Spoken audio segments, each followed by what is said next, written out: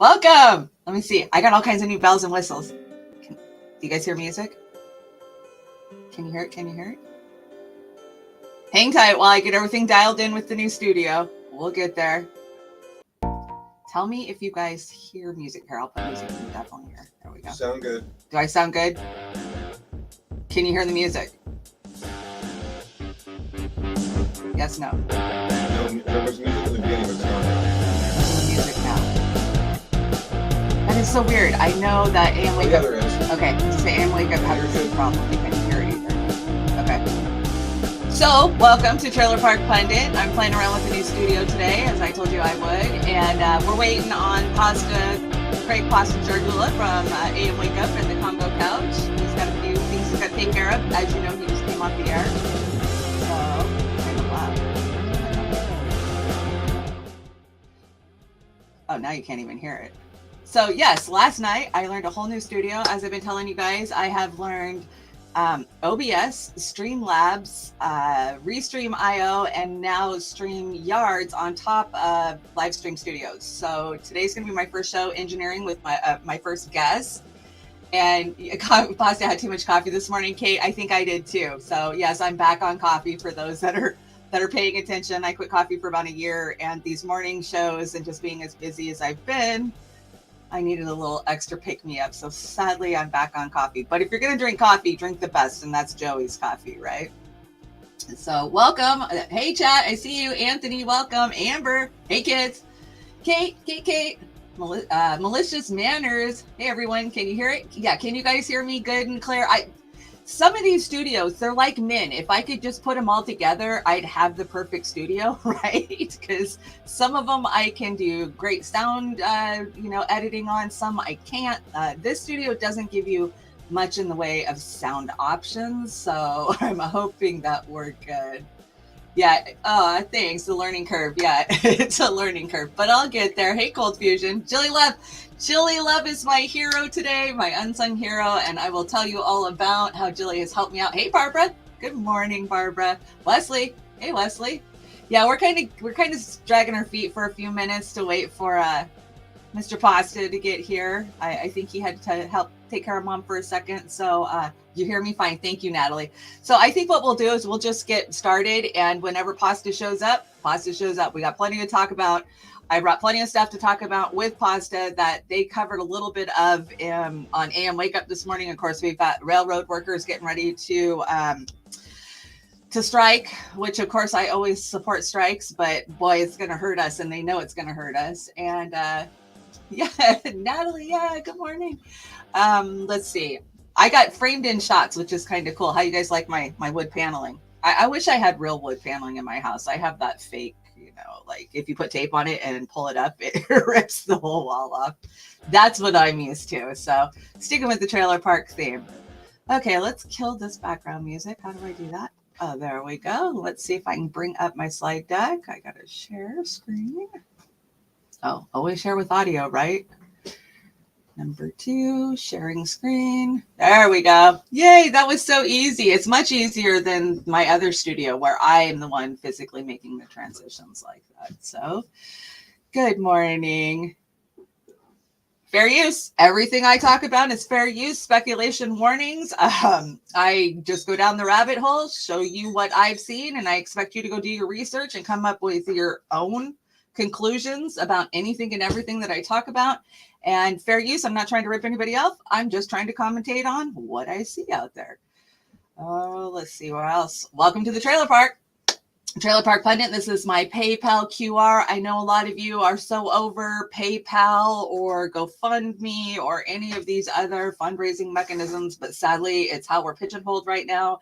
And as you know, Miss Amber King and I, the Roar Media ladies, we're getting ready to make an endurance run across the country, 48-hour dash from Seattle to DC to support Hands Off Julian Assange. If you want to help us out, please just pick up your phone, hit the camera, and hit that QR code. It'll take you right there and give you directions on how to donate, or you can click the GoFundMe link in the link down below, or you can go to Roar Media on Twitter. I know there's a link there too. So we appreciate your help. Independent media does not happen without you.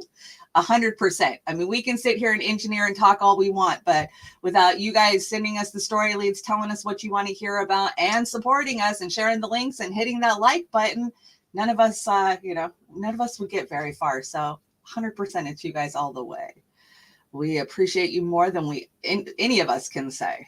So, Jilly Love is my savior of the day. Last night, Pasta called me out of the blue, like, hey, let's do a show. I haven't been engineering guest shows. I've been just kind of learning to do my own lately. And I thought, okay, well, the best way to learn is trial by fire, right? You just jump in. That's how I learned to swim as a kid. I just got thrown in the pool. You either sink or swim. So I said, okay, let's do it. Well, I started thinking about it. I'm like, oh my gosh, I don't even know which studio I'll use. I talked to Oz. We worked it out for a couple hours, trying to come in and out with different overlays and Zoom. And I ended up with StreamYards. That's what everybody seems to be using. I I was like, it's too simple. I want something with more bells and whistles. But this actually seems to be kind of a pretty cool setup. We shall see today. But I didn't have time to write a show last night. We're consuming content 24/7. I mean, you guys are sending it to us. We're on Twitter. We're everywhere. We're on Rockfin. We're on Rumble. We're digging through, trying to find the stories that we know you guys know are important.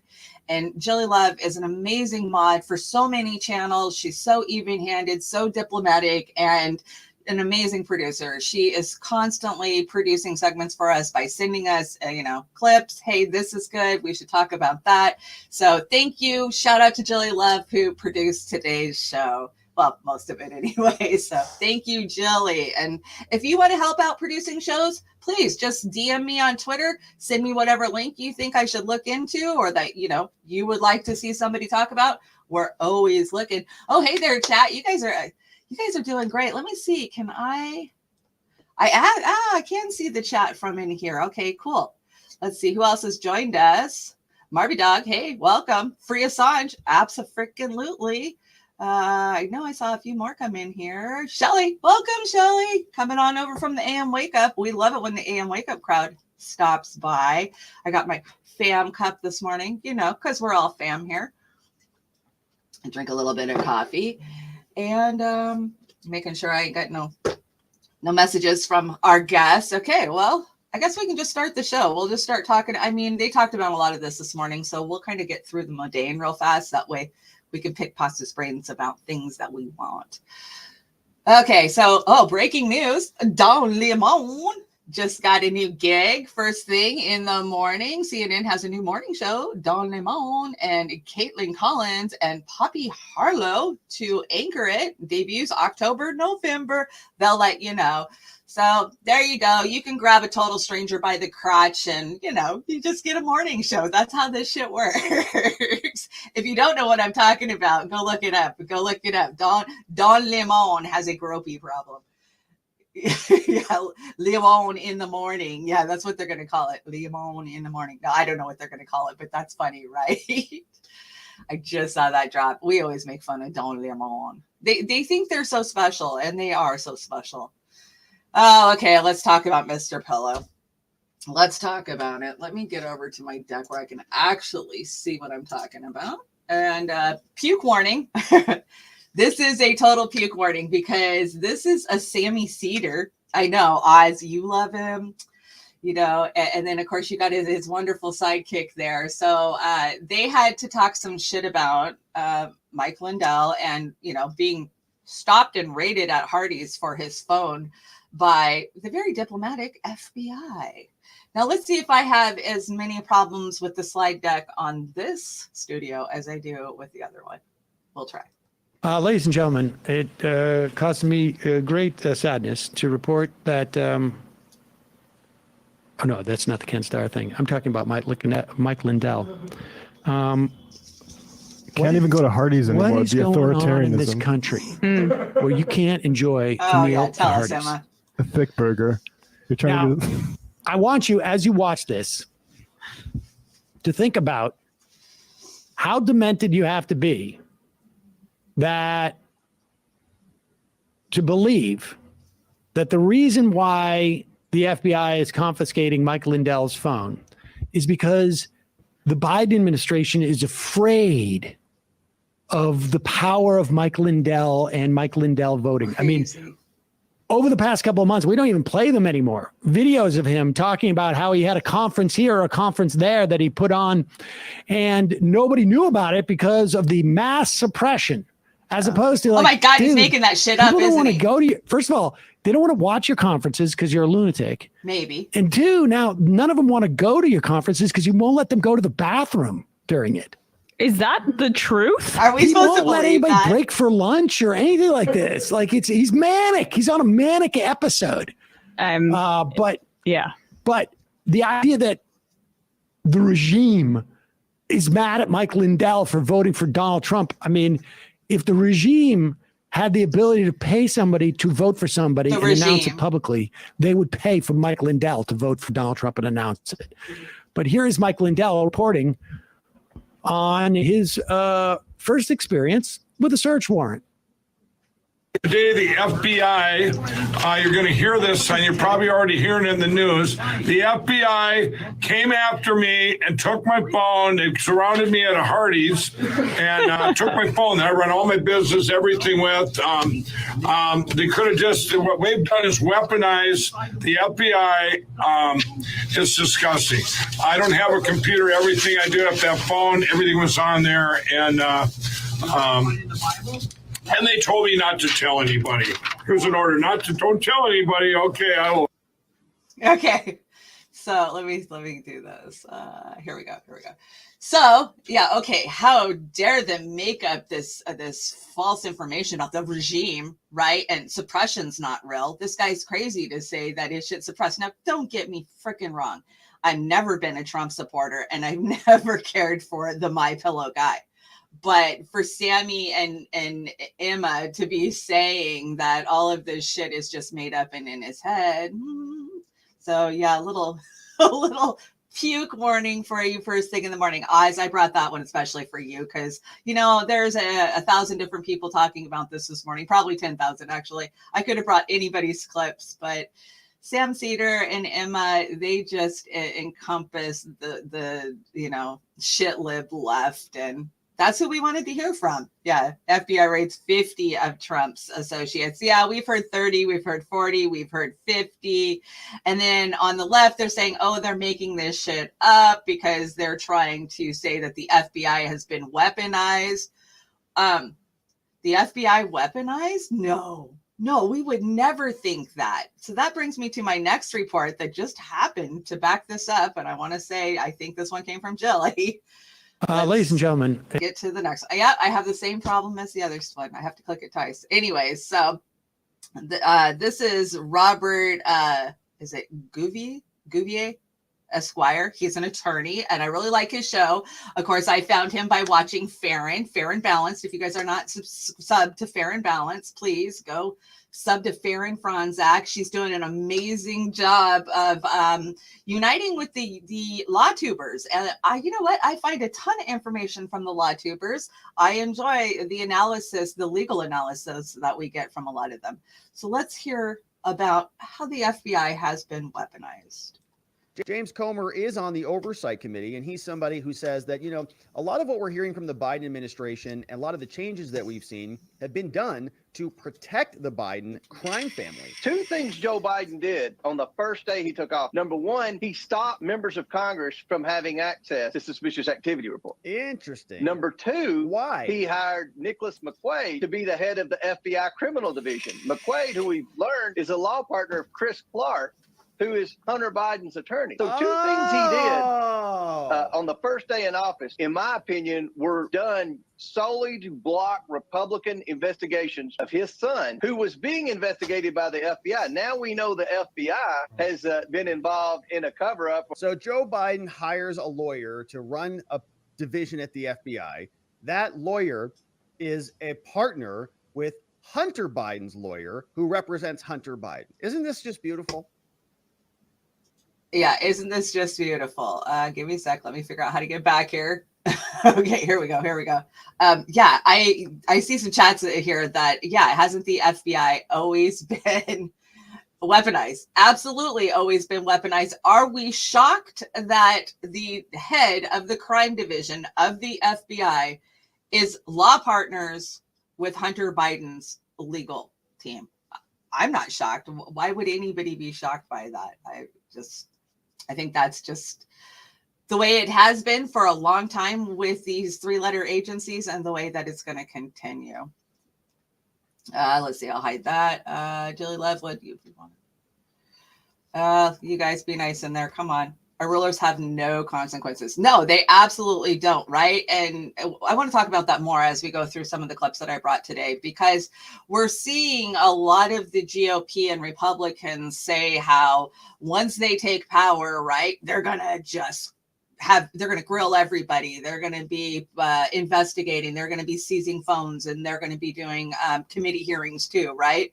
But we know damn well it's just one big club. And when the Republicans, the red wave, comes and takes over, they'll be playing hand in hand like they always do, because ultimately at the end of the day, they all have the same donors. The only difference is their agendas, right? Who paid them the most, so what they're fighting for the hardest. So, I'm not holding my breath that the Republicans are going to come in, sweep, and then they're going to hold all of this, the Biden, campaign accountable for all of the censorship and the violations of our First Amendment rights that we've seen since 2016. None of that's going to happen, because they'll just weaponize it for their side. And that's what we always see. Dog and pony show. Abso-freaking-lutely. I agree. Let's see. I see no pasta yet, so we'll keep moving on. So yeah, let's talk about the Amtrak canceling all long distance trains ahead of the potentially disastrous railroad strike.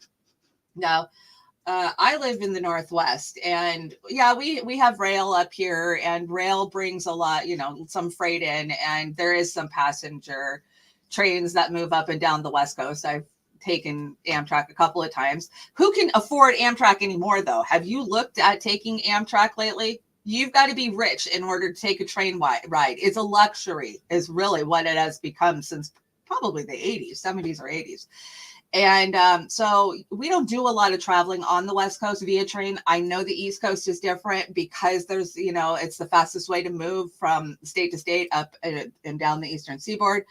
So I don't think it will affect travel for the West Coast as much as it will for the East Coast. But here's the thing. I lived in Louisiana for quite a few years, and down there, everything moves via train. Everything. I mean, the railroad tracks, I lived on Railroad Avenue. The train went by 100 times a damn day.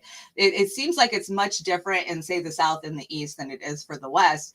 I think the West Coast, I did some time trucking, as anybody who follows me knows, and the West Coast seems to move more by trucks, which these are going to go hand in hand. And we know that. Yeah, the Starlight Express. Taking trains is very nostalgic, romantic, right? I mean, you get to sit on the cart and watch the scenery go by. And I kind of long for a day where we could still do that, but you can't unless you're willing to pay double what you would pay for airfare and get there much slower, right?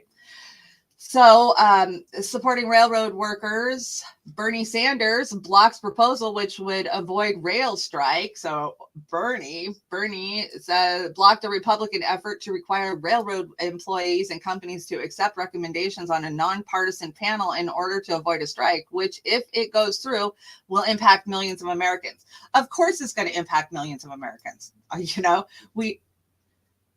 Forrest background. Yeah, we know these. Bernie always pops up. Sometimes I'm happy with some of the stuff Bernie does, but not lately. I can tell you in the last 2 years, there's been very little that Bernie has done that I have just been like, oh, our savior, like I used to back in 2016 and 2017, right? The cult of Bernie. Yeah, I used to live, my dad worked in the shipyard when I was a kid, PSNS, which is Keyport Bangor, which anybody who knows, that's where our Trident subs are. That's where our a big part of our arsenal is. And those would come in via train, right? So we did have a train that came through our town in our small little town, but really it was what they called the white trains, right? They were bringing nuclear warheads in. And that was my first taste of activism and people protesting in my town, was laying across those railroad tracks to stop those trains from coming in. They didn't stop much, did they? Nah, they didn't. I didn't think so. Come on, Pasta, let's get here. I'm losing viewers. Okay, let's listen to this. This is Dabu 7. We've got a big event on the horizon here yet again. It seems to all be engineered and by design. This time it has to do with the railroads and the labor unions. And you may recall that we had shortages en masse that they were wanting to blame on whatever. And the ports had major issues where the boats were backed up as far as the eye could see out into the ocean. All of this caused a disruption in all of our goods here in America. And when it comes to the main transit, rail freight networks are the arteries of the U.S. economy. Right now, there's been this big fight, this back and forth between both sides, the workers and the unions, over what's going to happen here. And they're saying that Biden stepped in and said that there had to be this cooling off period where these two had to work out the new contracts. Well, the cooling off period ends this Friday, September 16th. And they're saying that when this goes into effect, things could start to break down. Knowing everything that we've lived through in the past couple of years, this is right in line with what they would want to slow everything down. So if you shut down the rail system, this is just the next shoe to drop, the next big event in terms of stifling goods from getting where they need to go across the country, in or out. So you talk about bringing things to a standstill. If they shut down completely, it most definitely could. And again, it seems that someone has ushered all of this way. Okay, so is it time for general strike? That's what I see. If this is going to happen, why not stop everything? Yeah, it's okay. Pasta had to take care of Mama Pasta a little bit this morning. And of course, as you guys know, he's been on the air for a couple hours this morning. So I told him just join in when he got back. And Oz, is that better? I think I have the right mic tuned in now. I appreciate all you guys' help this morning. And yes, I will change the background. I just threw a background up because, I've only had this program about 12 hours. So I promise I will get it tuned in. And I love the forest background. I have lots of pictures of the forest because I live in the Olympic forest. So yeah, Pasta's taking care of his mom. He'll be right here. It sounds fine, Jilly. Okay. I was coming through. I think my camera mic is the problem. And I think it's tuned in now. Like I said, I don't have as many controls in the studio as I do with others. So, as we talk about these strikes and world peace, because of course there's a world peace movement that we'll talk about later globally this weekend. General strike. I left Philadelphia in 2016 knowing that we had been defeated, that the American people had no idea that their First Amendment rights were gone, had no idea that the police state is the lapdog of the oligarch and the elites that are in power. We know that. I know, don't call them elites because they aren't elite. But anyways, so I came home and my only course of action was general strike. General strike. It's the only way that we're going to make them feel the pain, right? So when ports shut down, they feel the pain because that's money out of their pockets. Now, we have quite a few ports where I am. I'm in the port of Port Angeles. And of course, we have the port of Seattle, the port of Tacoma. And we know that it is very effective to shut those ports down to make a point, right? Block them. They can't get any traffic in, any traffic out. We saw what happened with the shipping container incidents, through COVID, where nothing was getting offloaded and moved. And that's exactly what's going to happen when the railways and the truckers. I mean, I saw, it was Jackson Hinkle, I think, that did the math and how many trucks we'll need to replace these trains to move our freight is 460,000 trucks. Let's see if I can get that up there. Yeah, it would take 460,000 trucks if we lost 80,000 truckers to mandates. Plus we lost 80,000 truckers to mandates, which we know, right? And that was never rectified at all. Sorry, you've lost your job. Just go away. So this could potentially be fucking huge, just depending on how badly they want to hurt us and if we actually fight back. I always advocate for general strikes. I think until we take to the streets, put our heels in the frickin' dirt and say no more, this is just going to continue. And obviously, we know they've got their agenda, whether you want to call it a conspiracy theory or not. They have an agenda of where they want to take the general public and how they want us to suffer going there. Is the way I feel. So I support any unions that strike. I mean, I support general strike. I support this. Like, fine, walk. That's the only leverage we have as the working poor Americans. This is Dob. I like Dabu 7. Why do I have nothing there? Oh, there it goes. There it goes. So let's talk about the weather, because we always talk about the weather. I'm old. I like to talk about the weather. I don't know why that's a thing, but apparently it is. I remember my grandparents talking about the weather, right? I actually watched, I can't remember his name, but there's a meteorologist out there who literally drives around and does, like, I wouldn't say podcast, but he does streams, and he literally follows the weather like a tornado, chaser, but he's just a weather chaser. And I think that all weathermen should be required to do that. They might actually understand it a little better, I think. So, this is New York, crazy floods and big, big rats. And no, I'm not talking about the politicians.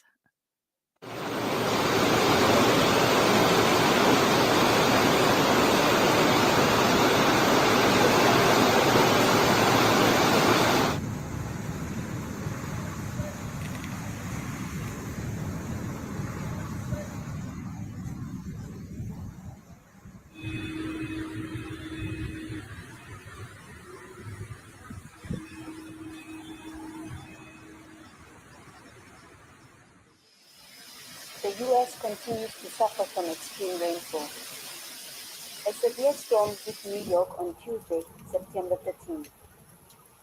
Many New Yorkers woke up early in the morning to loud thunder and heavy rain. A severe storm hit the city at 4 a.m., flooding neighborhoods and affecting all modes of transport. 2.27 inches of rain fell at LaGuardia Airport. Surprisingly, the storm passed only through part of the city. A flash flood warning was in place for parts of Brooklyn, Queens, and Staten Island until 7:30 a.m. Authorities have warned people not to drive on flooded roads and to climb higher ground if necessary. An overnight storm led to the suspension of subway traffic in Brooklyn. The flood also closed several boulevards in Brooklyn and Queens. The Long Island Expressway was also affected, where water lifted manhole covers and flooded the road. The highway was also flooded near Maurice Avenue, Grand Central Parkway, and the Van Wyck Expressway. Firefighters made several rescues and were able to push most of the vehicles to the side of the roadway to disperse the traffic. Wow, the big side ones, the huge ones, right? Right. Oh my gosh, you see that? I did. That's in New York? Yeah, that was Staten Island. Isn't that crazy? That's nuts. That's nuts. What's going on? Well, welcome. My guest has joined us, Craig Pasta Jardula from the Convo Couch and AM Wake Up. We had quite a few hanging out waiting for you. Maybe they'll come back, but welcome. Hopefully they will come back. So sorry, everybody. I had to go get my mom her meds. As you know, thank you all for the love, guys. You all showed me for my mom. She's doing much better. And yeah, I had to go run real quick and grab those for her because, medication, yay. I don't even want to start that, what I'm saying? I know, right? Get a little to hell and back over here, Shanda. But thank you so much for having me on. It's great to be on. I love you. I miss you. I miss you too. And I'm glad that we can get together on a Thursday and just chat it on up, Right. So you are my first on StreamYards engineering with an actual guest because, I've been using a bunch of other studios. So I threw this one in last night, learned it real fast while Jilly wrote the show for me. And we're here this morning. Yeah. We talked about a few things, but you already talked about them on AM Wake Up this morning. Of course, the railroad workers striking. Yeah. Oh, Don Lemon's got a new morning show on CNN. No, he does not. Yes. No, he does not. Yes, I swear he does. Oh my Lord. Oh, of course, my we Lord. talked about Bernie blocking the strike vote. So Did you? What's your opinion on that? I just have no opinion on Bernie anymore. I just, Was it grandstanding, or is it more like about really trying to get them a better deal? I mean, well, in your Bernie personal mind. has a history of fighting for the unions, right? So I mean, Yeah. I don't question his intentions on it, but I do question his showboating. I mean, he's very picky and choosy about what he stands up and fights for, right? There's so many times where Bernie could have done something, said something that would have really changed the outcome of, a political fight we were having. So I just don't give Bernie much merit anymore for anything. Okay, well, I guess that's it. I guess that's it. I mean, the whole thing about it is that, fighting for unions might sound good all the time, but what are those unions all about? I mean, right now, it's like, a lot of those unions seem to be bought off and paid for, and a lot of those union leaders are in the bag for the powers that may be, especially the employers, not the employees, even though they're there to represent the employees. So there seems to be like a lot of smoke screening going on, a lot of red herring, a lot of whistling. And the thing that's really a shame about it is that our crew, the left, Shanda, refuses to get nuanced about the situation and actually find out what they are fighting for. Yeah. And I didn't come today to bag on Christian Smalls whatsoever, but from what I understand is that the people really haven't gotten anything right now. The things they got on the front end have been taken away on the back end. So it's just one of those situations, not to mention the fact is like we shouldn't be fighting for unions for companies like Amazon. We should be fighting for infrastructure and manufacturing in the country. That's what we should be fighting for, to lift the regulations and the rules of NAFTA, to allow our countries to go over to other cross seas, use slave laborers to make a lot of money. And some of the shipping industry, some of the retail industry might get some of that money there, but the majority of the profits are going towards the CEO, who are just benefiting off slave wages overseas, and there's no manufacturing here at home. And the excuse is, Shanda, is that if we did this manufacturing and the building of products and making of products here at home, you, the consumer, are going to have to pay so much more.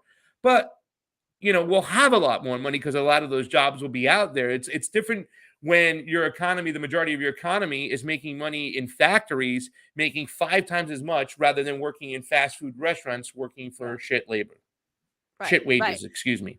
Right. And they've been talking about, $22 minimum wage. Of course, I'm in the Seattle area. They use the whole, oh my God, restaurants will go out of business if we, when we raise to 15 an hour. Yeah. And so that's what they use to beat back. I mean, the progressives, the left, they can scream all they want, but when it comes down to brass tacks, they won't push these policies. And as far as Christian Smalls goes, he's just like any of the rest of those that we put up on a pedestal. Where did he think that being in the New Yorker was going to support his fight and his cause? I mean, they have this mentality of, we've got to get publicity, right? It's the only way to be heard, the way we're being suppressed. So we go on these, it's like AOC Sandy and her Vanity Fair and her GQ covers, right? Yeah. How does he not stop and go, whoa, this might turn a bunch of people off of the working class, the working poor, if I do this? And it did. It just, from there on, I just like, okay, I'm not taking that guy seriously anymore. And that's, and the funny thing, are we over on Rockfin today or no? No, not yet. I haven't got my RMTP yet to put it. Yeah, me and Oz can show you how to do that. That's simple. But the funny thing is that when he goes over and he shakes hands with Joe Biden and he gets all cozy with him, and you saw the smile on the face and the shake. It's like that's one of the guys who's one of the architects for creating the conditions in which you're fighting against right now, more than anything. Yes. And then you're going to go on TYT and talk about how you went after Lindsey Graham, but yet you're going to just cozy up to fucking Joe Biden. It's just very, very inconsistent. And bringing all these people like Bernie and AOC in way after the fact, if you can't spot the fact, and you're like, oh, this isn't a Republican or Democrat thing. Well, you didn't have any Republicans stand up there with you. You had Democrats out in the streets like Bernie and AOC who can completely exploit the situation for their own basic needs. It's just, if it's not if it's not getting caught up in the glamour and the glim of what's going on, if it's not sensationalism of, okay, I'm now a leader, whatnot, I'm going to just like be enamored by this, it's just poor judgment. So either way, it's a if I was the boss, it would be a bad discussion, a discussion you don't want to have either way. Yeah. It's like ignorance or what's the one? Ignorance or just laziness, right? Yeah. Laziness, ignorance, whatever you Right. want to. Either way, it's a discussion that needs to be had that you don't want to be at the other end of that discussion. So. Which makes it really difficult, Pasta. Can I tell you? And you know this. I know you know this because you've been in the same place that I've been for the last 5-6 years. We've progressed right alongside each other. We were in the fight for Bernie. We were fighting the Democrats. We had the power of a complete progressive movement behind us that is now fractured into 10 billion different freaking pieces and all infighting. But now, as we come into the midterms, 6 years later, what does we're kind of this small pocket of people that have seen the reality, and then there's a whole bunch who haven't. And I still have these people reaching out to me, like expecting me to be on the ground for their actions, and it's just like, how do you explain to them that I've progressed and understand these issues? And I think that you got trapped in the echo chamber of the Democratic Party and the progressive movement and are still stale and stuck in that place from 4 or 5 years ago.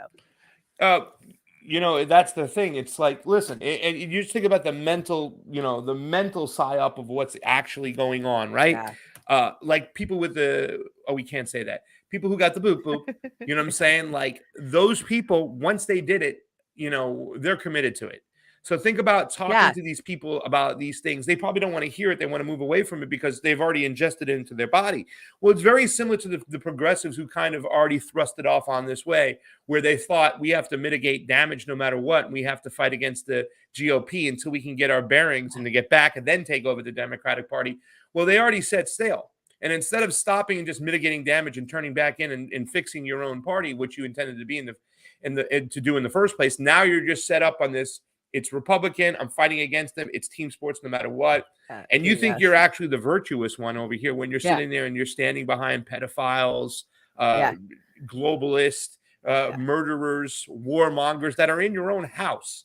So, they've already set sail, Shanda, and that's why they're still there. So it's so weird when they call us, hey, can you get in the streets with us? It's like, dude, have you not seen what's going on? Yeah. You know what I'm saying? The move is to not play either one of these parties, is to not play team sports, not red or blue.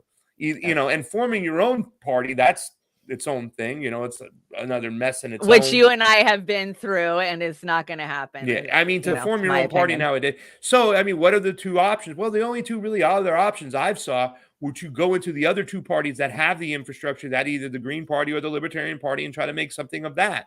And that's why I'm at where I'm at right now. People don't understand. It's like, no, it's like they think I'm just, loving what's going on in the Libertarian Party, and I'm finally at home as a leftist libertarian. I am not. There's a lot of things I strongly disagree with in that party. However, calling it the great compromise is what I've kind of coined it. I'm willing to fight for the things we can get. And within the Democratic Party, you're not getting freedom of speech. You're not fighting against censorship. You're not getting a free press. You're not getting, anti-war movements. You're actually a part of the other side of those movements that we're supposed to stand for. But the fact is that these, these liberals or these freaking neo progressives like Nancy Pelosi and all AOCs can throw out a couple of things. We're going to fight for women's rights, and we're going to do this and stuff. And they, now this whole push, as Biden signs a biosecurity executive order that is just creepy as hell. Yeah, you're not even looking at it. You're not even talking about it. In fact, you can't find any videos on YouTube about it. You can go find them on Rumble, because you're going to have all those usual suspects on the right that are afraid of the fourth industrial revolution speak about it. But you're so distracted with Lindsey Graham's push to make a national ban abortions nationally, and that's where you're going to be distracted, and that's where you're going to put all your energy on. What does it really say about you and your movement as a whole? Exactly. And we know that's what it is, right? There's so many times where I'm just like, you guys are supporting such authoritarian measures, with censorship, and now the weaponizing of the FBI to kick in any, you and I talk about this all the time. I mean, the definition of fascism is being slapped across our faces by these same people who just want to scream about the Republicans. But I also, like I said earlier in the show, I feel like Republicans have their red wave, they sweep in, and all these things they're promising, which is going to lead us to our next clip. Will the Republicans come in and push back some of these authoritarian measures that we've seen rolled out under Biden's administration, or will they take the reins and make them even tighter? Yeah. Well, if history repeats itself, or if we look at history for an example, that's why I've never been all about this anomaly, our friend Anomaly, who's like pushing for, Republicans, let's just get the Republicans in there. That's what we need to do. Well, if you look back at George W. Bush, and this is the majority of those people who still control the party, Shanda, they don't realize it, that these establishment Republicans still have full reins of the party. Right. Have we not been slapped across the face that we're going to go in there and change it from the inside? Like we're going to change the mafia from the inside? It doesn't work. You can't do it. But if you look at history, just look at George W. Bush. The Patriot Act came to fruition during George W. Bush. And the Dems supported it. Only Cynthia McKinney was up there screaming about it. Jerry Nadler is the one who authored that bill, right? Jerry Nadler, the Democrat from Long Island. He's the one who authored that bill. So, the Democrats were all a part of it. They went into the Middle East, set it on fire, all these countries. Joe Biden in the Senate pushed for that too as well. So they were a part of it, but it was the Republican Party who did that. The Republican Party who was pro-war.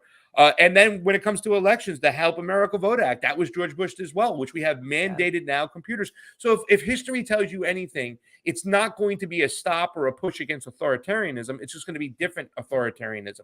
You know what I'm saying? Like when you listen to these hearings, it's not just speech that they're worried about that's being censored. It's who you're censoring. They're quite okay, the Republicans, if you censor speech in Iran or China. They don't care about that. But how dare you censor speech right now coming out of Russia or whatnot? And both parties, frankly, are in the tank for Israel. You can't speak against Israel no matter what. So it doesn't make a difference. So no, I am not counting on the Republican Party. It's just that right now the stage is set for them to take over and to look like the good guys, whether it be Josh Hawley, who I do appreciate when he does speak about,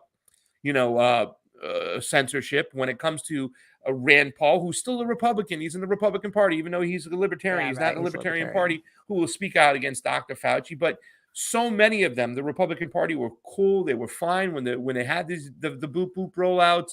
They were fine when they were censoring people who were talking about Israel. So I don't think that they are. What's the word? I don't want to say inherently, but at the core, I don't think they are for freedom of speech. I don't think they are anti-war. It's just certain wars and certain speech that they don't like being censored. And that's exactly. I agree with you 100%. So I had to bring this clip while we're talking about Ron Paul and the boop boop. And I know that you guys played part of this morning, but I want to get your take here. So let's go ahead and watch this for a second. Absolutely. Play. Come on. We've been asking you, and you refuse to answer, whether anybody on the vaccine committees gets royalties from the pharmaceutical companies. I asked you last time, and what was your response? We don't have to tell you. Right. We've demanded them through Freedom of Information Act, and what have you said? We're not going to tell you. But I tell you this, when we get in charge, we're going to change the rules, and you will have to divulge where you get your royalties from what companies, and if anybody in the committee has a conflict of interest, we're going to learn about it. I promise you that. Mr. Chair. Somebody better call a doctor for this fake doctor over here, by the way, for Dr. Anthony Fauci, who's been murdered. The only murder done by a Trump supporter in the Capitol was done by Rand Paul as he murderalized Dr. Anthony Fauci with words, FBI's asshole, with words. That's right. This is the type of energy that I'm talking about. Hauling these gremlins out from under their rocks in front of committees and saying, hey, I just want you to know that you better preserve all of your documents, because after we red wave this midterms, after you're unable to fortify the midterms against our wave, we're going to arrest you. All right, we're going to start by asking for some documents. We're going to go through some of your emails. We're going to go through some of your correspondences. We're definitely going through your bank account. And it's going to be hard to miss all the criminality. Lock her up. Right. Okay. Lock her. up. Exactly. We keep hearing this. I'm working with Republicans locally. I was invited to start, doing a nonpartisan. So we're just together as a nonpartisan independent group. But there's a lot of the Republicans that are in there, and they all just have this mentality of, well, get on board with us and fight the Democrats. And then when we get there, this is the things we're going to do. And I'm just like, have you looked at their donors? They have the same goddamn donors. We're not going to get there. But I think that we're going to see that unity message for a while with the Republicans, right? Listen, if for people to be held accountable, then they have to all be held accountable for what happened with the CARES Act. They all have to be accountable for when it came to the vaccine rollout. They were silent on all this stuff. In fact, we've been looking for a video. Somebody said that there was a bunch of Republicans who were partying or having a good time when the vaccine rollouts came out. I don't know if you wanted to play more of that particular video, though. But I'm trying to stop it and move on to the next right now. Gotcha. Give me a sec. There we go. I do have a clip over there. I kind of pulled it. It's from a Rumble video from Jimmy Dore. It actually has 250,000 views. I haven't looked at it, but I typed in RFK on what Fauci's power is. Fauci is sidestepping everything right now in front of theirs. He keeps on pushing off like the decision making is coming from the CDC. The decision making is coming from the FDA. What I'm saying? He's not putting any of the criticism or the blame on himself for what happens. And at the end of the day, he's hiding. Again, RFK pointed this out, that, so much is dictated by Dr. Fauci when it comes to research, not in just the United States, but in the world. You will not get any funding or money if Dr. Fauci says so. And in fact, if you push back against the Fauci narrative, your career is gone. They'll kill you. They'll murder you. Not personally, I'm talking just your career. You know what I'm saying? Right. And they We've can do seen this. That, yeah. People of power have done this for so goddamn long. When it comes to any situation, anybody who talks out, they will find a way to ruin you and whatnot. So I did bring that video if you want to take a look at it and peek at it. If it's from Jimmy, but if you got something good, we can leave it going on. No, if you want to send it to, where'd you send it? So I can just share it from my end. See, this is what StreamYards does. I can go like this. You see what I'm saying? Cool.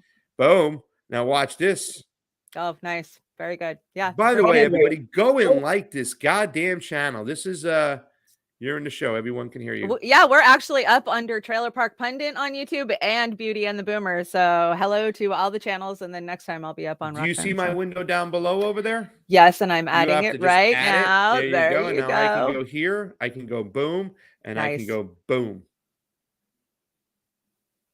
Can we hear it, though? And founder and chairman of the Children's Health Defense and co-counsel of the Monsanto Roundup litigation. From 1986 to 2017, he served as the senior attorney for the Natural Resources Defense Council and was the chief prosecuting attorney for Hudson Riverkeeper. He is also a professor emeritus of environmental law at Pace University School of Law. His latest book, The Real Anthony Fauci, here it is currently number 1 on the USA's Today's book list, also on Amazon.com, but suspiciously number 7 on the New York Times bestseller list, which is weird. Please welcome Robert F. Kennedy Jr. Thanks for being our guest. Jimmy. So this book is mind-blowing. It's jaw-dropping, all the things I can say about it. You open up to any part of this book and start reading, and I guarantee you it will make you angry about the state of our country and our healthcare system and our culture. So let me just ask you, what made you, now you knew you were personal family friends with Dr. Fauci, correct? What led you to write this book? Well, I wouldn't say I was ever personal family friends, but my family had, members of my family had interactions with him because my family is so deeply enmeshed in public health in this country because of our, long-term interest in intellectual disabilities and in other areas and all kinds of disabilities. So I knew Tony Fauci. I knew of him my whole life. I knew who he was in terms of, I've been on the vaccine issue since 2005. I've watched his villainy in that issue, and I recognize, and the reason I wrote the book, Jimmy, is because so many Americans were looking at Tony Fauci as this kind of savior, this avuncular, science-based, steady hand who who had been a health official, public servant for 5 decades, who had advised 6 presidents, and was kind of the guy, the man on the white horse, or the white lab coat, as it were, who would, ride us out of this coronavirus crisis. And I knew from the beginning that this was a case of mistaken identity, that he does not do public health, and he has not done public health since the 1980s. He has transformed that agency into an incubator for pharmaceutical products. He does, his agency, he is the architect of agency capture, not just at NIH or NIAID, but across all of HHS. What they do is they promote pharmaceutical products, they promote the profiteering by the pharmaceutical industry, they promote their own personal power. And he is the leader of that pack. He took that agency, which is supposed to do research on chronic disease and infectious disease, the etiology of those diseases, to figure out what are the environmental causes of those diseases. Why are we in the middle of an epidemic for autism right now, for example? Why is it that autism went from 1 in 10,000 in my generation to 1 in every 34 kids in my children's generation? Why did food allergies suddenly appear in 1989? Peanut allergies that we never heard of and now are ubiquitous. Why did rheumatoid arthritis, juvenile diabetes, all these autoimmune diseases suddenly go epidemic in 1989? Why did all the neurodevelopmental diseases that we never heard of as a kid, ADD, ADHD, Tourette syndrome, tics, narcolepsy, ASD, sleep disorder, why did they suddenly become ubiquitous? When Tony Fauci came in, 6% of American children had chronic disease. By 2006, 54% had it. We went from being the healthiest country in the world with the healthiest children to the sickest. Literally, we do not even qualify as a developed nation anymore. We are 79th in the world, behind Nicaragua and Costa Rica in terms of our health outcomes. And why did that happen? Well, the one figure who is more responsible for that than anybody else in the world is Tony Fauci. He is the reason we take more pharmaceutical drugs than any other nation in the world, 3 times the average in the Western countries. We pay the highest prices and we have the worst health outcomes. And that, is as I show in the book, all of that is at Tony Fauci's door. He has consistently failed upward. If you won't ask Tony Fauci what his greatest success story is, he'll talk about drug promotion. He'll say, we developed this vaccine, or we got AZT into 500,000 people. He won't say that that human health has increased or deaths have dropped from HIV or anything like that. He will tell you how many drugs that he sold. And he developed drugs instead of using the money at the $7.6 billion a year budget, more than $500 billion that we've given him in total. Instead of using that to determine, what are the environmental exposures that are causing all of these chronic disease outbreaks, he used that budget to develop new drugs, which he then farms out to the universities, and he shares the patents with them, and then he sells them to the drug companies and splits the patents with them. And he walks those drugs through the FDA approval process, which he completely controls from the bottom up. And then he gets them approved. And then in many cases, he himself profits. People within his agency can collect $150,000 a year from royalties of each of these products. And his agency, for example, in Moderna vaccine, his agency owns half of that vaccine, and they stand to make billions of dollars. 4 of his top deputies, his loyalists, he was able to designate them to get margin rights for the patents. Well, those 4 men will collect $150,000 a year for life from a product they're supposed to be regulating. And you know what's happened is that the mercantile and commercial interests have overwhelmed the regulatory function at that agency, and it no longer does public health, it does pharmaceutical promotion. I'll tell you one last data point. Between 2009 and 2016, there were 240 new drugs approved by FDA, all of which came out of his shop. He is the incubator for the whole pharmaceutical industry. Yes, absolutely. You know, Pasta, you and I did a year of reporting on a show called To Hell and Back, where our number one target was Big Pharma. And the biggest thing I walked away from that show with was we don't have an FDA. We have a criminal system that's hand in hand working to promote Big Pharma. You know, we've also learned that many of the safety reports that come via the FDA come directly from Big Pharma. And we also know that they don't pay for those. The American taxpayers pay for those. They don't fund any type of research through Big Pharma. So now that Fauci is retiring at the end of the year, where's his throne going? Where's his big C? Is he actually going to name the places that he actually represents? I don't know. Listen, I don't know what the plot or the plan is from the elites and the ruling class is and what they planned for Dr. Fauci. I don't know if it was in his part of his whole script to say that you have to be the fall guy at the very end, so therefore we can move on to the next thing. But in the meantime, we're going to make sure that you make millions and millions of dollars, that your family's going to be very well looked after. We're not going to take any of that money away, any of those resources. And until it comes back and really hits you in the face, you'll get to live out the majority of the rest of your life in a sunny beach with your feet in the sands, doing whatever you want to do. But, in that Rand Paul exchange, the latest one is he kept on pushing it off on the CDC and the FDA. And most people don't understand that he controls the FDA. And that's what, Robert Kennedy Jr. was pointing out, that is a completely, I'm sorry. No, you're good.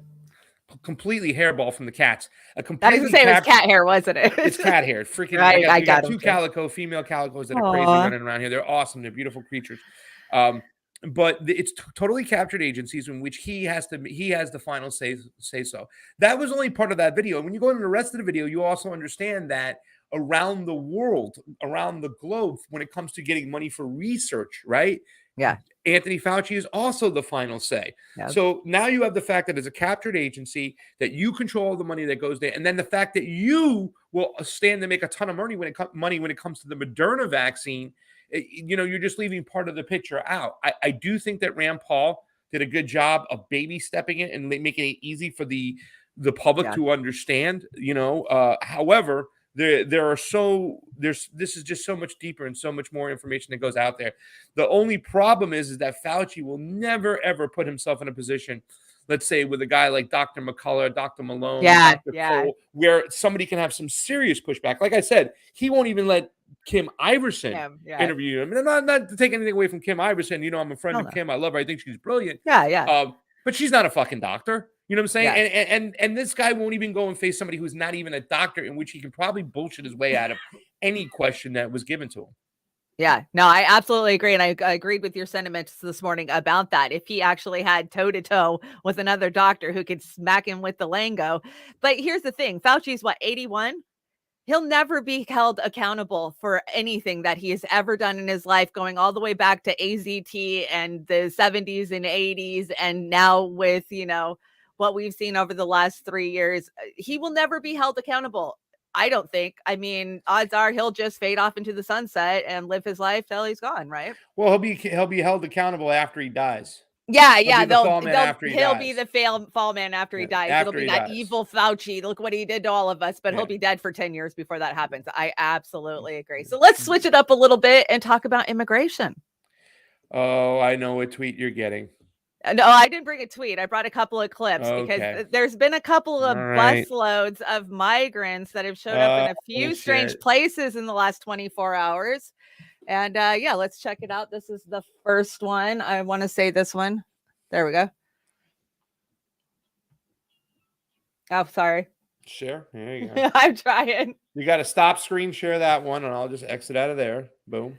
Okay, I'm gonna start it over. Hold on. It's okay. It's funny that you say this because literally I'm on my way to get my mother's medicine. Fee sent me a tweet from somebody who I've been disagreeing with about this whole situation. So okay, yeah, I want to hear your Yeah. take on it. I want to hear your take All on right. it. So we're gonna start over. I want to say this was the Martha Vineyard one. So, oh no, that's not it. What happened? Why did it take me to a different thing? This wasn't even on my. It wasn't even on my deck. Okay, let's see if it'll work now. Play. Why won't it play? There we go. And 2 planes full of illegal migrants just landed on Martha's Vineyard. Apparently, they were sent there by Florida Governor Ron DeSantis. Fox News Digital got this video showing the migrants landing on the ritzy island where President Obama has a summer home. The Clintons hold their ritzy fundraisers there, and where Bill Gates takes his vacations. Wonder how they'll greet their new neighbors. Damn, it feels good to be a gangster, a real gangster. Oh, come on. Okay, and so here's the next one. That was Martha's Vineyard. Let's talk about Harris, and then we'll talk about the whole subject. So let's just play this one because Kamala Harris got a delivery too. All right, we are looking at a bus right now on its way to Kamala Harris's house. Congressman, thanks very much. We want to look at what's going on here because the migrants are on that bus, and now this bus was sent directly to Kamala Harris's house. The vice president's residence. We don't know what is going to happen once they get off of this bus in Washington, but we are monitoring this and who is on this bus because, of course, we know that Kamala Harris hasn't done anything about the wide open border. The other day, she said it was secure. So perhaps she'll change her mind once we see who gets off of this bus. They obviously are on the bus from Texas. Now in Washington, D.C., in Kamala Harris's neighborhood. So let's see who's getting off this bus right now. This is happening live. The bus has arrived in Washington from Texas. It is full of migrants. Okay, so Pasta. Is this a boss move? What do you think of this? Oh, you're muted. You're muted. You're muted. You're muted. There's somebody made a tweet that I kind of just responded to. Why am I? Do you not have a headset in? Who? Earpieces. You do? Yeah. What's Why the do problem? I have an echo? I don't I'm know. echoing. You're echoing? You're not echoing to me. Are you guys? Is he echoing? See, this is the problem I have with StreamYards. What? Here, I'm Well, gonna no, you remove- have. Okay, on your computer, do you have it on the YouTube or something? No. You just muted it. Whatever you hit just worked. Yeah, you know what I did was I muted the screen share. So because I screen share with sound, the guest is always going to hear themselves unless you mute it. So Okay, so this is, first of all, it's red meat right now to the Republicans when they say this stuff like, okay, you want all these open borders, you want these people to come in.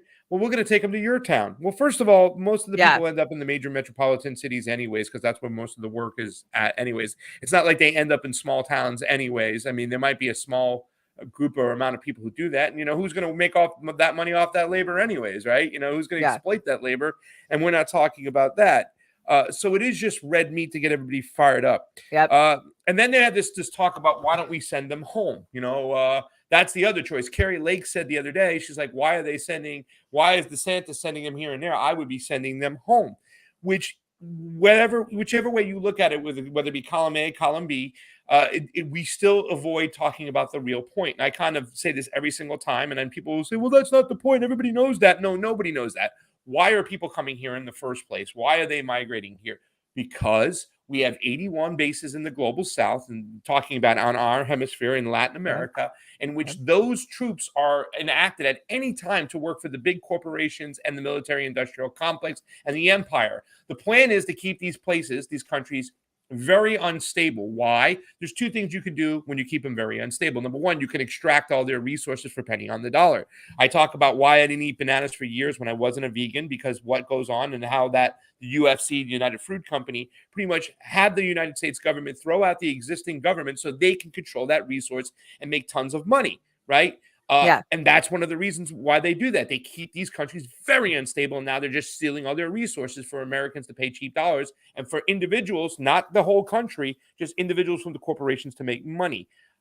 Number two, they want to thrust on these austerity measures on these people. They want to make sure that the IMF can give huge loans to these countries in which they have to pay back using austerity measures on the back of the people. It's pretty much a form of debt slavery, and that's what they want. So their global currency can also ring throughout and be the number one dollar. We never get to talking about that point. This is just more of the same over here. This is more red bait for both bases, for the left and the right, to go, look what they're doing. Let's send these people to other people where Kamala Harris live and Obama live and whatnot. Let's see how they like it. They want to have open borders. Let's send them there. Okay, these are human beings we're talking about. Yes, that was my. That's what I was going to get. I mean, to, we're, right? you know what I'm saying? And you know, somebody got on my case the other day for using the term third world country. Well, you know, I understand. I don't want to say the term third world country. It's like when I go to all these events where a lot of MAGA people are at and they use the term illegal alien. What kind of a human is illegal, right? Yeah. I like undocumented worker a little bit better, but they are human beings, and we're not talking about that at the end of the day. And right now they're being used for pawns because the left will sit there and scream about this and say, oh, we have to take care of this, blah, blah, blah, blah, but not realizing why these people came here in the first place, how they were a part, their administrations, like the Hillary Clinton administration, who had a coup against Manuel Zelaya and removed him in the middle of the night in his fucking underwear, unstable, turning the country very unstable. And then when they had the election in 2017 and they allowed the Juan Orlando Hernandez to cheat the election and keep it, well, a lot of people from Honduras left and said, I'm going to the United States. You want to get involved with our country? You want to get involved with our politics? You want to dictate who our leader is? I'm coming over there because I can't do anything over here because you're keeping this country down. You're keeping us unstable. So I'm going to come there. And that's what's not talked about at the end of the day. And that's really the big sin. So when you see people out there, somebody just made a tweet about this whole situation. I quote tweeted it. And now, once again, they use this thing. Everybody knows why they're coming here. The point is, no, there is no point. That should be the point. American empire is the point. Okay. And I talked about this. I tell patriots all the time, look, you want a wall? I'll give you the biggest wall you got. I don't give a shit what these progressives say. Oh my God, how could Pasta say that? It's so racist. No, I'll give you the wall. Close down the bases and let these people have their own national sovereignty. And guess what? You won't need a wall. They wouldn't come here. And no matter what, we're not talking about that, Shanda. I'm sorry. Go ahead.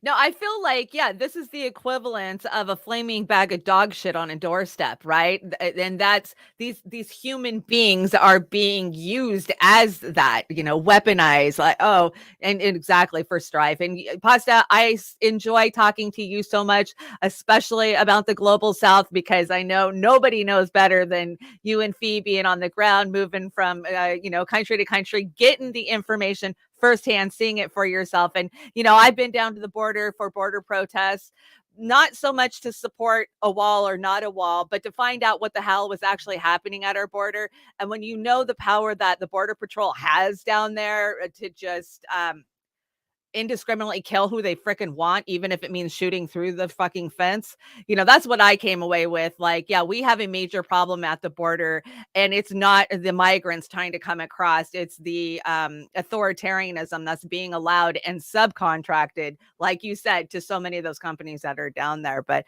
I love having this conversation with you, so I'm glad we got to talk about it today.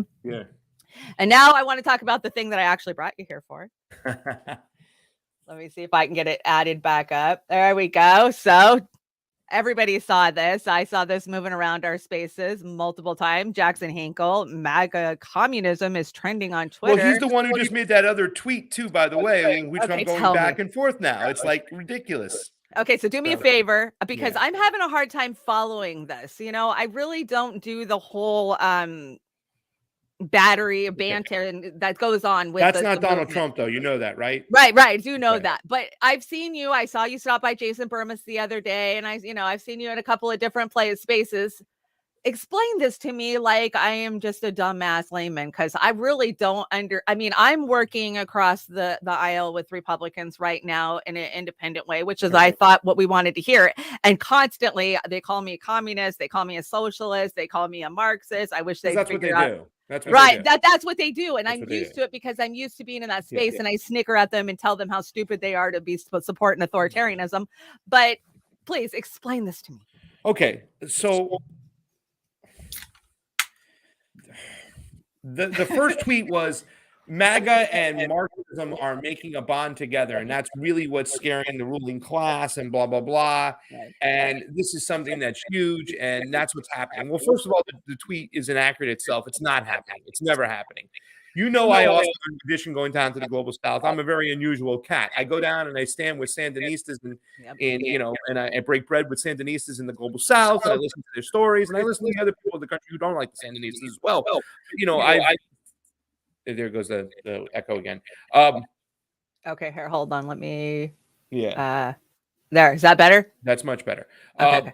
So, you know, I'll do that. I'll go down to the global south. I'm a big time anti-imperialist. I think that's one of the causes of problems, what's going on, not just the empire spending so much money, but putting people in debt shackles is another thing, stealing their resources. We've talked about this throughout the whole show. You know, I where I stand there, but I'm also an election integrity activist. It's one of my biggest passions. Well, unfortunately, in the United States, the progressives, the people we know, have left the party because of team sports. They no longer are into election integrity, even though the fact that every single Democrat out there was screaming forever about 2016 being an unfair election and the machines they were screaming about beforehand until their guy won, which really shone a light up for people out there in the grassroots to see what's going on and call bullshit on everybody. Okay, so I go to a lot of these events, whatnot, and when you hear MAGA people talk, their number one concern, their number one enemy isn't China, isn't the ruling class. It is communism. It is Marxism. It is socialism. Both ideas are diametrically opposed to each other, okay? MAGA people want capitalism. They want full-feathered capitalism because they believe it results in choice. They believe capitalism is not about capital controlling everything. It's about giving human beings a choice, the family, the person, a choice. Whereas if Marxism, you know, which when you talk about communism, they look at communism as an overall authoritarian government that puts you in the corner to make decisions that the state wants you to make. So the fact is that it's a bullshit comment right off the jump, because it's not, there is no bond between the two. And everybody out there retweeting it like Samira Khan or anybody else, Haas, Jackson, they're really full of BS with this one. There is no bond. Now, to say that Marxists and MAGA people can't unite under a common goal, they can, as long as ideology is kept out of it. Because as soon as you put ideology in it, therefore, it's going to be weaponized by the ruling class, and it's going to keep people separated. At the end of the day, if you take a MAGA guy and you take a guy who might be a Marxist and you say, hey, let's put these ideologies aside. What are our common goals? What are our common needs? Then you got a chance. If you make the bond and the coalition around economics, so be it. But as soon as you bring that ideology into play, you're counterproductive to what you're doing. So it was really like a BS statement. And it's stupid to think that there's any type of bond when it comes to these ideologies. The key is, more than anything, all the work we are trying to do, and we know, you know, fam, how we've been speaking to Republicans all the time. We made a business of this and stuff like that. Let's not demonize people. Let's talk to them, because they are half the people in the country, right, Mom? How's Mom doing? Mom, they love you. She's running away, Mom. I'm talking about the real Anthony Fauci. She waved. Brought me fresh coffee, my mom. I love her. Oh, what a sweetie. She's doing better. What she says when she looks better and she gets all dolled up, she'll come on the show, Shanda. So lovely. But just getting back to that, it's just counterproductive. And if anything, it's divisive. And it's just simply not true. So me personally, I think it was irresponsible, and we should keep ideology out of it. And to think that there is any bond. You ask my mom what the number one issue is. She's a big Trumper. She'll say it's communism. Right now, right. Let me say this much. I think that half the people in these states who call themselves a Marxist don't know what it means. They're more entrenched and involved with this campus Marxism, this cultural Marxism, which didn't even come from Marx. And same thing with the Patriots. They equate that Marxism with cultural Marxism, about, you know, the culture wars with the trans wars and everything like that. That's what they equate, that it's something that's designed in my mind, from what I've heard from people, that is maybe propped up and pushed by the CIA a long time ago to kill a society within. They don't understand when we go down to the global south that their form of socialism is economics. They, in fact, when I went to Nicaragua, I made the statement, Fee says I'm going too far, but I'm going to make it anyways because I want people to understand this.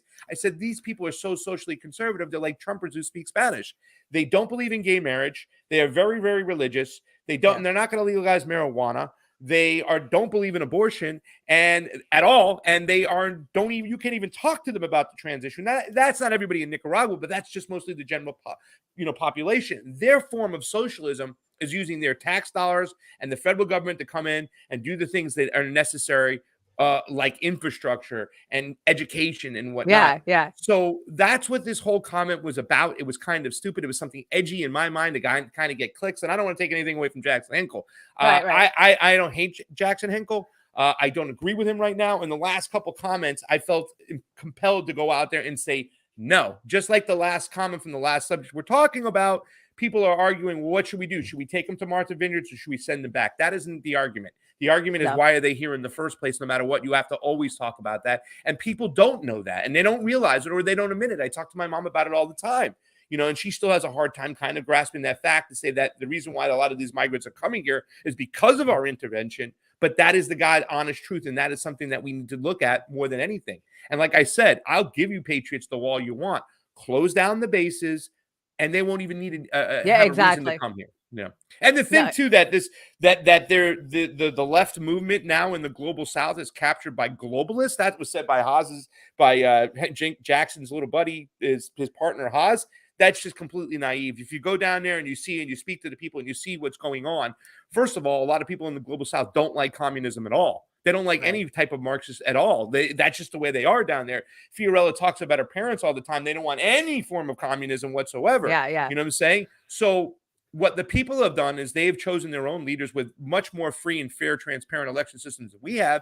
And they've reached some form of compromisations to look at people like Petro, who they know is not going to be a communist. We had the leader of the Communist Party come in and talk to us about it, but they're willing to compromise and take Petro because they understand that he's going to further their agenda and give them more national sovereignty than they have with anybody getting in there. So a lot of people need to go down there before they start making opinions, or at least speak to people who do go down there, because this discussion is getting completely out of whack, not just from the mainstream, but the little in the independent media who are putting up tweets and making comments like that. And they're just simply not true.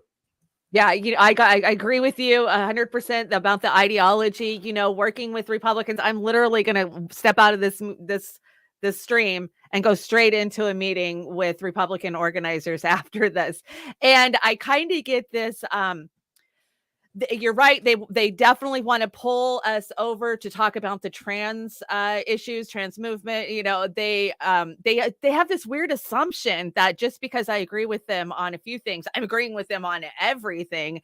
And I don't even want to bring ideology into it. I just want to talk about the issues that we can come together on and actually form, some kind of alliance or activism against. And I just keep like dodging, right? I'm like, I feel like the Matrix, where I'm like, okay, well, I can't, that's not an issue that we're going to come together on, guys. And yeah, we have to keep ideology out of it. And I'm so glad you explained that to me, because I've been watching it pop up all week, and I'm just like, I just don't even have the bandwidth to go into this to figure out what it was about. So thank you for explaining it to me and to our viewers. Well, it seems like more of a tactic that can be used by the ruling class to separate people. You start saying MAGA and Marxism got to now make a bond together. Dude, you start talking Marxism to a patriot, they walk away right away. They don't even want to hear it. But if you start talking to a patriot about, hey, man, we don't make anything in this country anymore, we're sending all our jobs overseas, then they want to talk. You know what I'm saying? Now we even got a bit of the patriots paying attention to our foreign intervention, not completely. They still don't want to admit down in the global south. And it really does suck, because that's what's going to be happening over the next couple of years. You see a lot of politicians, especially in this state, Florida, where I'm visiting my mom, are strictly manufacturing consent for intervention in the global south in disguise. They're really out there going for the corporations to fight to make sure they get all those resources and our monetary system stays there. But they're going to use socialism and communism as a reason to go and intervene. Now, I said this before, and I'll say it again. I'm not here to advocate for socialism or communism. I'm for a mixed system. I call myself a leftist libertarian, which really the libertarians are mostly run by mostly an economically conservative base. However, the fact is that whether or not socialism or communism is bad, national sovereignty should shine through, meaning that people, whoever they choose, they should have a right to go with that government, and we should stay out of it. And we're not staying out of it. We're looking for more reasons to get into it. And that is just a shame on this whole conversation right now, because a lot of people who should be hitting it on the nose are really just, it almost seems like they're pandering or throwing red meat to a potential base down the road in which they want to get attention from. Oh, this is Brazil. Why are you doing that? I know. I want to talk about it. I was just adding it because I'm not going. I'm canceling my trip. Tell fan, I'm not going. These fucking crocodiles are going to eat me. I'm not doing it, Shanda. It's a crocodile party. So yeah, let me add that. We'll Thousands talk of about them. that. What is going on? Okay, if you weren't paying attention a couple of days ago, I brought a report about how there is something supposedly that's going to happen globally on September 24th. We're on a big global watch. Now, there's some speculation that these crocodiles are all hanging out in Brazil because something big's going to happen, maybe an earthquake. What do you think? I don't know. I just think that maybe that, a lot of crocodiles were summoned to go cleanse the earth of all the oligarchs. So maybe these crocodiles are going to go eat all the oligarchs and this is crazy. I mean, it's nuts. And look at this. How big are those son of a bitches They're right there? Huge. They're like, huge. You can't. I wish there was like a human scale. Look at the baby one. Even looks big. I don't know. Maybe it's going to be a big volcano. Maybe it's going to be an earthquake. Maybe it's something. I don't know. Maybe it's the waters. I don't know. They're saying earthquake. Maybe. I don't know. We talked about it a couple of days ago on my show. There's these. We've seen this throughout history that were predictions of something big is coming. Right. Sometimes they're right. Sometimes they're wrong. But this creeped me out this morning. Like, what in the hell is going on? Creepy. So be safe, Pasta. Be safe when you're in Brazil. Don't be coming back, with a crocodile handbag. Yeah. Okay. So that is so creepy. Okay, so let me add my other deck back again. I'm learning the system. I think I'm doing fairly well today. I will work out the kinks. Listen, you're doing amazing job. I love your background. We just got to get the Rockfin on there. So if you want me here every Thursday, I will be here, and I will be on time most times. Obviously I have a situation with my mom. Thursday, you're more than welcome. Yeah, you come hang out. I would love to roll every Thursday from out of the AM wake up right into here, and we can talk about the hell and back stuff and try to bring some people over there. Like I say, maybe you come on to the Thursday show at the last 15 minutes and you say hi, and we use it to build a nice, great audience over here at the Trailer Park Pundit. And by the way, is your hair short, or is that just you have it ponytailed behind you? I just got it pulled back. It's been a rough 24 hours. Like I said, I'm going from meeting to show to meeting to show, engineering. So I got another show today too as well. So right. So this is on this day in history, 2016. So I do a little thing here now where we go back and look at some of the shitlib history. And on this day, my name is David Brock. I own the internet trolls that were responsible, the internet farm that was responsible for posting CP to state-focused Bernie pages the day before a key primary. Remember when that happened? What date is that? That was this day in history, 2016. Okay. So why in the hell are all the progressives sitting on their ass and okay with all these Republicans and libertarian conservatives or alt-right people? Why are they okay, Alex Jones, with all these people getting the platform when they're going to do it to you? And they've shown they're going to do it to you, you idiots. Yeah, I absolutely. They can't look at things in a nuanced manner, and it just drives me crazy. But hey, they're working together because they have Trump derangement syndrome so goddamn bad that they've just got to fall right back into the machine. They went from TDS to CDS. You know what I'm saying? It's what's the next big scare? And climate change is there. And that's the thing, nobody's having serious conversations about climate change. I try to play this off once again. Instead of going, okay, let's not talk about how we're polluting the air, whatnot. What about our water? What about fracking and what it does to our water? We can't hide that. What about replacing all our toilet paper from trees with hemp and other products can be from hemp? What about using hemp to maybe subsidize some of the coal. I mean, there's so many things that we can talk about where you will get out of the alarmist area, but we're not even having those conversations anymore. Everything just is the great distraction, and it really is a shame. Okay, there we're back. Yeah, no, I agree. So I wanted to share this. I found this in my memories too. On this day a year ago, Fiorella Isabella tweets out, executive produced by Bill Gates, and it's of course our friend Sandy with the activists. Boy, she sure has been busy in the last year. How many covers? And you, Candidate, you're making me do this. I purposely avoided getting away from Sandy. All right, here we go. Some people said, look at the shoes. Look at the shoes. The blue is for the blue is for supposed to be a Democrat, but if you look at blue, you'll see a little yellow. There might be a little pro-Ukrainian. So if you're going to show me this next thing, oh Lord. Oh no, I didn't bring that. Bring that. No, I don't want to see it. We're just doing this day in history, and I've got I brought a Whitney Webb tweet because we got stuff we're going to talk about on Friday, which we're running late in the hour. So I'm not going to get into those clips about Charles and DNA, because we've been talking about the mass DNA collection of the whole entire world that is being stored by these companies like 23andMe and of course Ancestry. So we'll skip that today. But Whitney Webb says, can the media please stop calling this guy an environmentalist?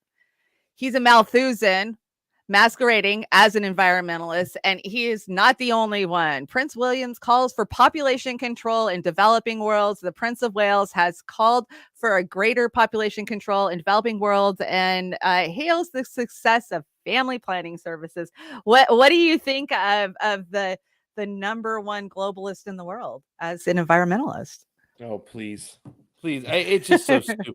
It's tough. It really is. I mean, what can I say about this? I mean, Whitney hasn't said.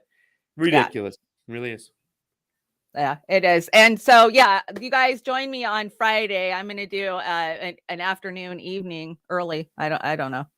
I guess I'm going to start popping up a lot more now that I can engineer my own stuff and go where I want to go. Well, that's the thing. You can make a phone call, get somebody on. Let's just jump on and do it. And that's what we need to do. Talk about it. It's a lot easier now to do it. Yeah, maybe you miss some of the bells and whistles, but as long as we can get on here and have some great conversations, that's all that really matters. You know what I'm saying?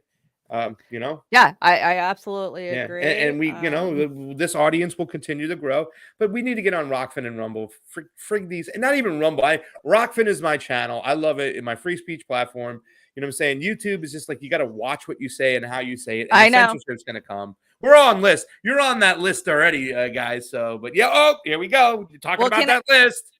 Yeah, that list. So can I tell you, I've been so bored because I've been kind of trapped on YouTube for the last couple of months with, us moving studios and doing what we've been doing. And it literally drives me crazy not to be able to speak truths. I mean, I'm not self-censoring, but I'm avoiding topics that I know would get me, in trouble. So yeah, I can't wait to be back on Rockfin, and I will be on Rockfin on Friday. I just didn't get the RTMP in today. Just a few things I want to talk about before we get out of here. The Worldwide Freedom Rally. You can go over to Roar Media on Twitter and go to whose Substack is it? Come up, so you know who it is. It's James Roguski. Yeah, James Roguski.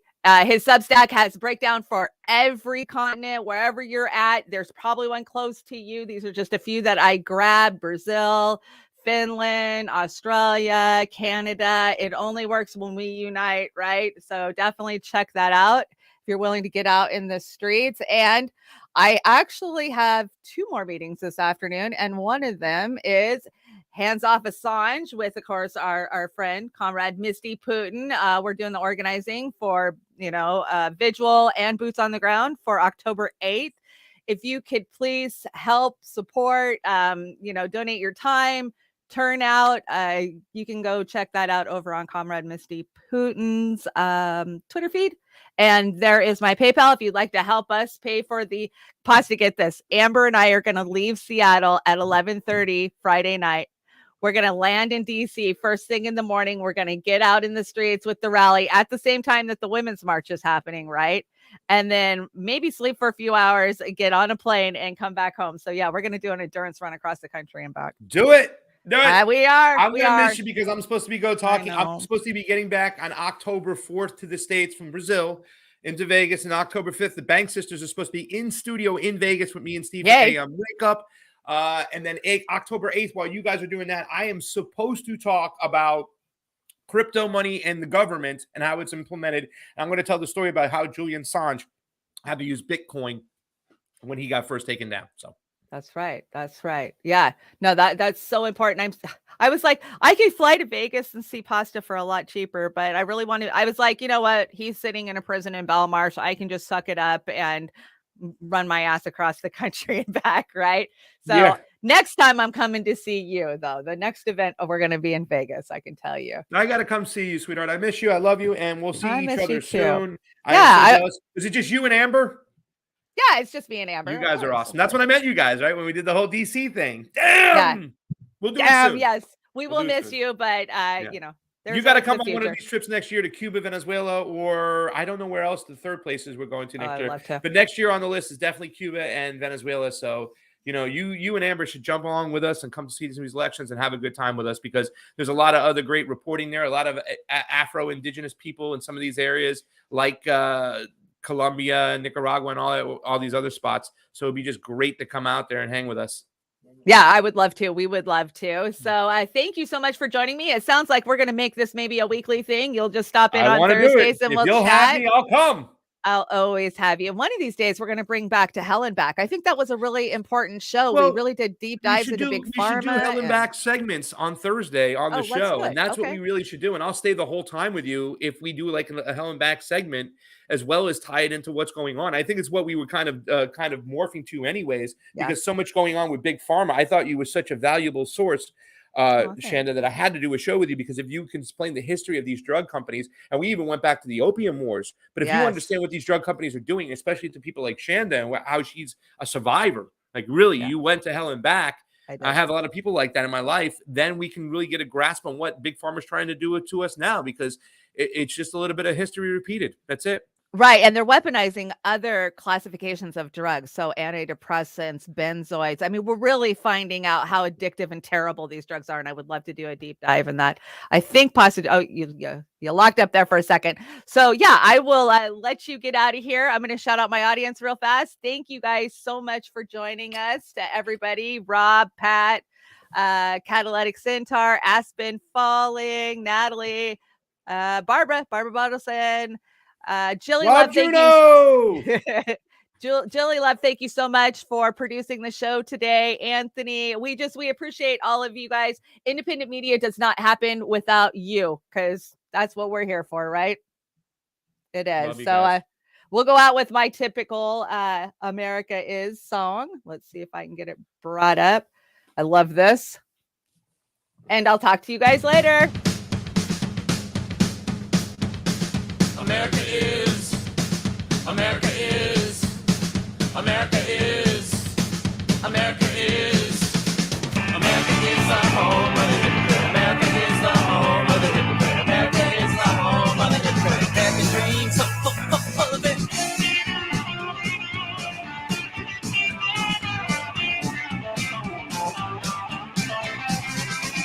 Look at the Indians, look at the blacks. Look at the figures. Look at the facts. Look at the facts. Facts, not the lies. And you'll find out. Big surprise that America is the home of the hypocrite. America is the home of the hypocrite. America is the home of the hypocrite. American dreams are full of it.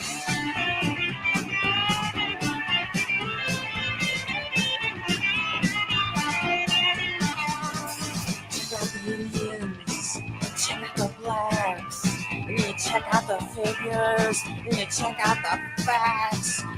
Check out some facts. Check out the facts, not the lies, and you'll find out. It's a big surprise. Like between the eyes that America is the home of the hypocrite. America is the home of the hypocrite. America is the home of the hypocrite. American dreams, only dream. No desperation limit. Desperation level. Even though my nose don't work, I smell trouble, I smell trouble. No desperation limit, new desperation level. Murder in the government. Say you're sorry, say you're sorry. No desperation limit, new desperation level. Turn the key, turn the lock. Nationalism, you can suck my no desperation limit. Desperation level. Watch how the world's progressing everywhere. Aggression, aggression, aggression, aggression, aggression, aggression.